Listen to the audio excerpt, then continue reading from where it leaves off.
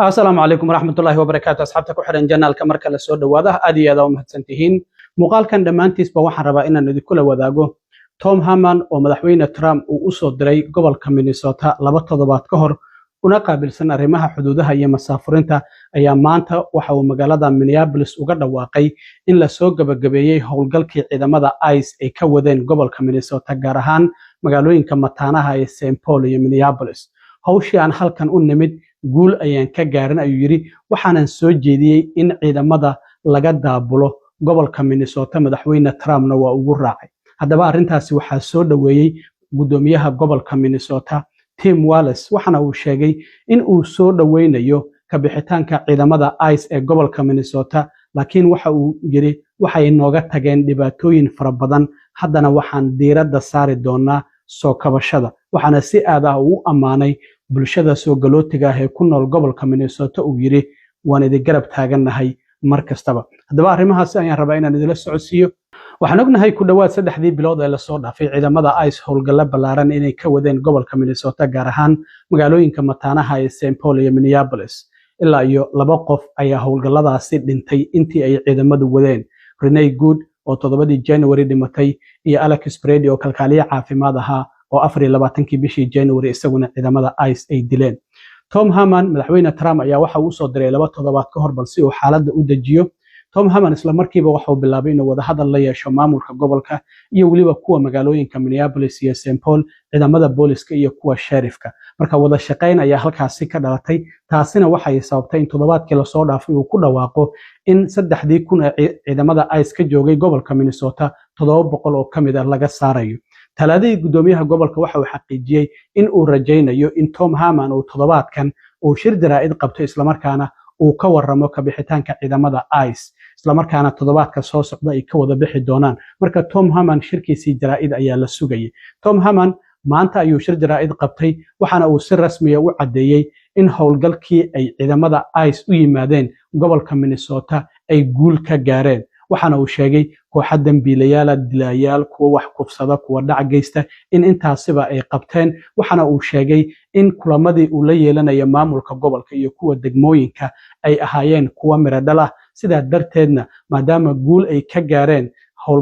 howlgalladii ay sameeyeen iyo hawshii ciidamada ICE ay u yimaadeen gobolka Minnesota taasi ay sababayso in ciidamada ICE ay isaga baxaan gobolka Minnesota waa kan marka hore isagoo ka hadlayay guulaha ay ciidamada ICE ay ka gaareen howlgalladii ay ka wadeen gobolka Minnesota iyo hawshii ay u yimaadeen inay guul ka gaareen Tom Haman sidoo kale waxa uu sheegay in maadaama aysan hadda jirin qatar dadweynaha gobolka Minnesota ku nool uu soo jeediyay in ciidamada ICE laga qaado gobolka Minnesota madaxweyne Trumpna arintaasi uu ka aqbalay waxaana uu sheegay in toddobaadkii la soo dhaafay ka qaaditaanka ama ka bixitaanka ciidamada ICE ee gobolka Minnesota uu bilaabmay toddobaadka soo socdana gabi ahaanba howlgalka la soo gabagabayn doono oo ciidamada ICE ay gobolka Minnesota isaga bixi doonaan waxaana uu xaqiijiyay in howlgallada sugidda amniga iyo waliba qabqabashada dadka sharci darrada ah ee qatar ku ah amaanka dadweynaha ay sii socon doonaan waxa uu yiri ciidamada Minnesota laga qaaday ama xarumahoodii ayaa dib loogu celin doonaa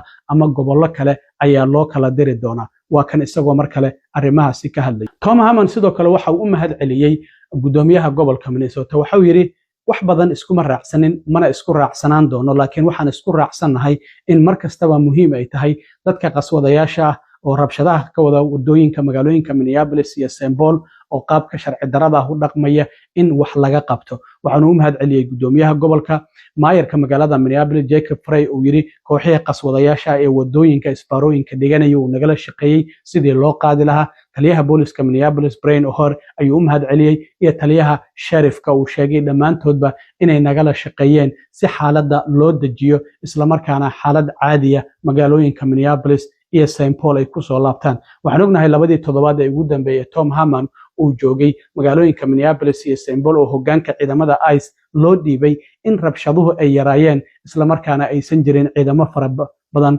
oo magaalooyinka soo galay waa kan mar kale Tom Haman oo u mahadcelinayay guud ahaanba maamulka gobolka Minnesota. Waxa kale gudoomiyaha gobolka Minnesota Tim Walz ayaa isaguna shir jaraa'id qabtay. Waxa uu sheegay in si taxadir leh ay u soo dhaweynayaan hadalka ka soo yeeray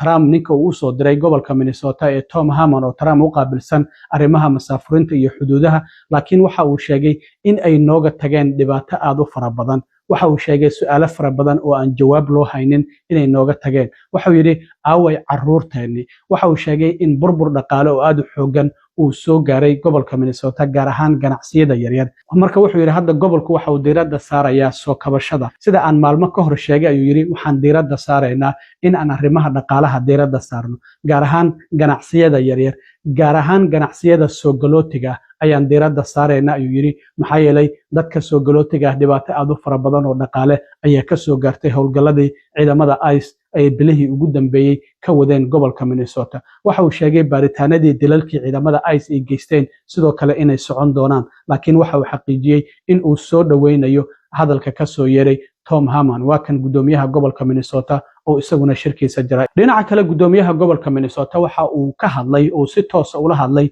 bulshada soo galootiga ah ee ku nool gobolka Minnesota. waxa uu yidhi bulshada soo galootiga ah waxa uu sheegay in ay maqlayaan isla markaana ay arkayaan ayna qiimeynayaan. waxana uu sheegay Minnesota dad soo galooti la'aanteed inaysan Minnesota waxba ahayn. waxa uu yidhi hal qarni ka hor dad soo galooti ayaa ka yimid Jarmalka iyo Norway, nus qarni ka hor Monkey community ayaa timid, Soomaalida iyo dadka East Africa ka yimidna sidoo kale waa ay yimaadeen. marka waxa uu yidhi annagu bulshada soo galootiga mar kastaba waan qadarinaynaa, waanan soo dhaweynaynaa. gobolka Minnesotana dadka soo galootiga la'aantii waxba ma ahan. isagoo sidoo kalena dadka soo galootiga si toos ula hadlayay isla markaana xitaa dadka Soomaalida soo hadal qaaday. waxa uu yidhi bal ka waran inaad ka timid waddankaadii adigoon waxba haysan, halkanna aad ka samaysay ganacsi horumarna aad ka samaysay. taasi waxay tahay in riyadii Mareykanka ay dadka soo galootiga ah intooda badan ay gaareen. waxana uu sheegay in Minnesota soo galooti la'aanteed aysan waxba ahayn. isagoo arrimahaasi ka hadlayay gudoomiyaha gobolka Minnesota